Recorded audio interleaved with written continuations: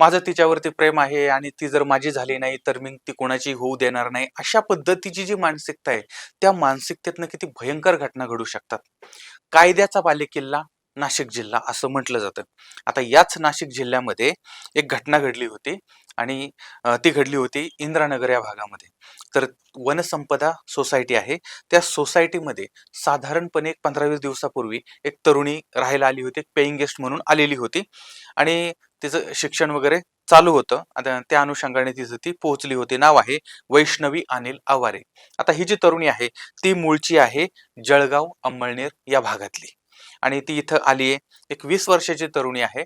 आता तारीख होती 17 जुलै 2026, वार होता शुक्रवार, वेळ होती साधारणपणे संध्याकाळच्या म्हणजे रात्रीच्या साधारण 10-10:30 वाजताची. आता यावेळेस सोसायटीचं एक गार्डन आहे. तर त्या गार्डनमध्ये ही तरुणी आणि तिच्याबरोबर बाकीची मंडळी अशा पद्धतीने त्यांचं ते नाईट वॉक चाललेला होता, फिरत होते. आता याच वेळेस अचानकपणे एक तरुण त्या ठिकाणी आलेला होता. तो तरुण आला, तो तरुण त्या वैष्णवीच्या ओळखीचा होता आणि मग या दोघांच्या मध्ये काहीतरी बोलणं सुरू झालं. बोलणं चालू होतं, त्या बोलण्याचं रूपांतर वादामध्ये झालं आणि या वादाचं रूपांतर इतकं भयंकर झालं की त्या मुलानं चाकू बाहेर काढला आणि त्या तरुणीच्या गळ्यावरती वार करायला सुरुवात केली, शरीरावरती वार करायला सुरुवात केली आणि त्या वारांमुळे त्या तरुणीनं मोठमोठ्याने आरडाओरडा करायला सुरुवात केली. आता हे ऐकल्यानंतर आजूबाजूचे लोक त्या ठिकाणी धावत पळत आलेली आहेत. पण तोपर्यंत त्या तरुणीवरती अनेक वार झाले होते आणि ती जमिनीवरती कोसळलेली होती आणि या ठिकाणी हा जो मुलगा आहे त्या मुलानं तिथून पलायन केलेलं आहे, तो तिथून पळून गेलेला आहे. तो पळून गेला. त्यानंतर आता लोक तिथं जमलेत. नंतर ती मुलगी रक्ताच्या थारोळ्यात पडलेली आहे आणि मग बाकीच्या सगळ्या मंडळींनी तिला दवाखान्यामध्ये वगैरे नेलेलं आहे. पण दुर्दैवाने तिचा मृत्यू झालेला आहे. आता पोलीस आलेले आहेत, पोलिसांना बोलवलंय. त्यानंतर मग त्या घटनास्थळाचा पंचनामा झालाय. त्यानंतर बॉडी जी आहे ती पोस्टमॉर्टमला पाठवली. अशा पद्धतीनं पोलिसांची कारवाई सुरू झालेली होती. पण प्रश्न हा होता की या तरुणीवरती हा हल्ला का झाला होता, हा हल्ला कुणी केला होता आणि त्यावेळेस नक्की सिच्युएशन काय घडलेली होती, याच्या पाठीमागची पार्श्वभूमी काय होती, आता या सगळ्याची चौकशी होणार होती.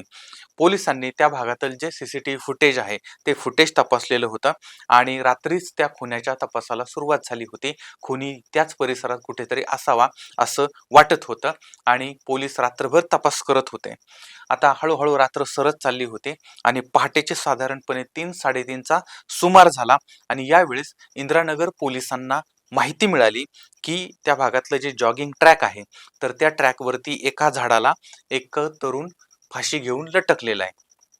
माहिती मिळाली, पोलीस त्या ठिकाणी पोहोचले आणि पोलिसांनी मग ती बॉडी खाली उतरवली. त्यानंतर मग त्या घटनास्थळाचा पंचनामा वगैरे केलेला आहे आणि ज्यावेळेस तपासाला सुरुवात होते त्यावेळेस ही बाब समोर येते की ज्या तरुणानं त्या मुलीवरती चाकू हल्ला केला होता तो हाच तरुण होता.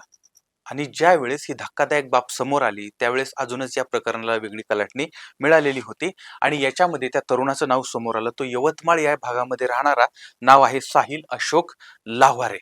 तर अशा पद्धतीचा हा तरुण होता आणि माध्यमातून अशी माहिती समोर येते की हा तरुण आणि वैष्णवी या दोघांच्या मध्ये काही काळापूर्वी जवळचे संबंध होते, मैत्रीपूर्ण संबंध होते, प्रेम प्रकरण होतं आणि नंतर आता त्या तरुणीचं लग्न ठरलेलं होतं आणि त्यामुळे हा जो तरुण आहे, साहिल जो आहे तो फायबल झालेला होता आणि म्हणजे जे सनकी पद्धतीनं जे असतं ना की बाबा ती माझी झाली नाही तर मग कोणाचीच नाही वगैरे, अशा पद्धतीची त्याची ती मानसिकता तयार झालेली होती आणि ही तरुणी त्याला समजावण्याचा प्रयत्न करत होती पण तो त्याही पलीकडे, समजावण्याच्या पलीकडे गेलेला होता आणि त्यामुळेच त्यांचा त्या ठिकाणी वाद झाला. पण हिला संपवायचं अशा पद्धतीची भावना मनात ठेवूनच तो तिला भेटायला आला होता. कारण तसं नसतं तर त्याच्याकडे तो चाकू ठेवण्याचं, त्या म्हणजे स्वतःजवळ चाकू ठेवण्याचं काहीच कारण नव्हतं.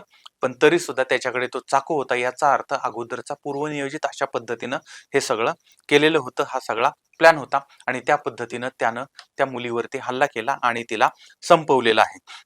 आता याच्यामध्ये एक अशी पण माहिती समोर येते की ज्यावेळेस हा प्रेमी त्या ठिकाणी किंवा हा तरुण जो तो त्या ठिकाणी पोहोचला होता त्यावेळेस ती तरुणी तिच्या होणाऱ्या पतीबरोबर ती बोलत होती आणि ज्यावेळेस ती फोनवरती बोलत असताना हा तिथं पोहोचलाय आणि त्यावेळेस ते असं काही माध्यमातून आलंय की आज वैशूला संपवलं असं यानं त्या फोनवरती सांगितलेलं होतं आणि तो पती जो आहे त्याला विचारलं होतं, "तुला इथे यायला किती वेळ लागेल?" वगैरे, वगैरे आणि हिला मी मारले.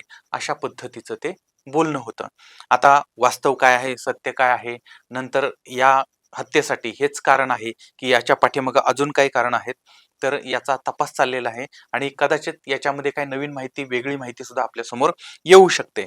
पण या सगळ्या प्रकरणामध्ये रात्रीच्या 10-10:30 वाजता एका तरुणीची हत्या होते आणि त्यानंतर साधारण एक 2-4 तासामध्येच पहाटे 3-3:30 वाजता तो तरुण स्वतः झाडाला गळफास घेतो आणि स्वतःचं जीवन संपवतो. अशा पद्धतीची ही विदारक घटना नाशिकमध्ये घडलेली आहे. म्हणजे दोनही तरुण हे नाशिकच्या बाहेरचे आहेत, पण त्या ठिकाणी ही घटना घडली. आता तुम्ही विचार करा, या सगळ्या प्रकरणामधून त्या आता हे दोन तर तरुणचं गेले, साधारण 20 वर्षाच्या आसपास यांचं वय आहे. तरुणी गेली, तरुण गेला. पण यांच्या पाठीमागे त्यांचे जे काही नातेवाईक आहेत, त्यांचे जे आई-वडील आहेत, त्या आई-वडिलांची अवस्था काय असेल? म्हणजे ज्या मुलीला लहानाचं मोठं केलं, ज्या मुलीच्या शिक्षणासाठी, ज्या मुलीच्या भविष्यासाठी आई-वडील तळमळ करत होते, त्याच मुलीचं अशा पद्धतीनं, निर्घृण पद्धतीनं हत्या होते. त्यावेळेस विचार करा, की त्या बापांची अवस्था काय असेल? आणि तो जो तरुण आहे, त्या तरुणानं जे सगळं घडवलं, तर त्या तरुणानं तरी थोडा विचार करायला पाहिजे होता, की आपल्याला सुद्धा आई-वडील आहेत, आपल्या परिवार आपल्याला सुद्धा लहानाचं मोठं आई-वडिलांनी केलंय किंवा बाकीच्या मंडळींनी आपल्याला साथ दिली, आधार दिलाय आणि आपण जर असं कृत्य केलं, तर आपल्यानंतर त्यांचं काय होईल किंवा त्यांना किती त्रास होईल, याचाही विचार केलेला नाही आणि अशा पद्धतीची दुर्दैवी घटना घडलेली आहे. खरं तर प्रेम प्रेम म्हणजे काय असतं? प्रेम म्हणजे त्याग असतो. प्रेम म्हणजे समर्पण असतं. पण मुळामध्ये प्रेमाचा अर्थच म्हणजे चुकीचा अर्थ घेणं आणि त्याच्यातनं अशा पद्धतीचं कृत्य करणं. खरं तर अशा गोष्टीला प्रेम म्हणावं का? कारण हे एकतर्फी प्रेम झालं. कारण समोरची व्यक्ती नवीन जीवन सुरू करते आणि अशा वेळेस मग तिचंही जीवन संपवून टाकायचं आणि स्वतःचंही जीवन संपवून टाकायचं. खरं तर हा अत्यंत गंभीर विषय आहे आणि त्या विषयावरती आजच्या तरुणांनी थोडासा विचार करून स्वतःच्या जीवनाबद्दल, स्वतःच्या घरच्यांबद्दल, आई-वडिलांबद्दल विचार करूनच पावलं टाकली पाहिजेत. आणि ह्या सगळ्यांवरती आपण खरं तर एका वेगळा व्हिडिओ बनवूया, त्याच्यावरती बोलूया. पण कोणाला काही प्रश्न विचारायचे असतील तर ते प्रश्न विचारा. त्या प्रश्नांची उत्तरं बनवणारे व्हिडिओ मी अपलोड करेल. पण कोणाचं नाव घेणार नाही. कारण बऱ्याच वेळा काय होतं, की आपण एखाद्या विषयामध्ये किंवा एखाद्याने एखादा मुद्दा मांडला, त्याच्यामध्ये जर कोणाचं नाव घेतलं, कदाचित असंही असू शकतं, की थर्ड पर्सन अजून तिसऱ्या कुठल्यातरी चौथ्या व्यक्तीचं नाव टाकू शकतो. त्यामुळे जे काही प्रश्न असतील, ते प्रश्न कसे सॉल्व्ह होतील आणि आपण यातनं बाहेर कसे पडू, ही जी मानसिकता आहे, की माझी नाही तर कोणाचीच नाही किंवा माझा नाही तर कोणाचाच नाही, अशा पद्धतीची, तर ही कुठेतरी बदलली पाहिजे. तर आपण आपल्या पद्धतीने जागृती करण्याचा प्रयत्न करूया, तुमच्या सगळ्यांच्या सहकार्यानं, तुमच्या सगळ्यांच्या साथीनं. तर या घटनेबद्दल अजून काही अपडेट असतील तर ते सुद्धा मला तुम्ही कमेंटमध्ये जरूर कळवा किंवा काही अपडेट आले तर त्याच्याबद्दल पण आपण बोलूया. तर पुन्हा भेटूया एका नवीन विषयासह. तोपर्यंत धन्यवाद.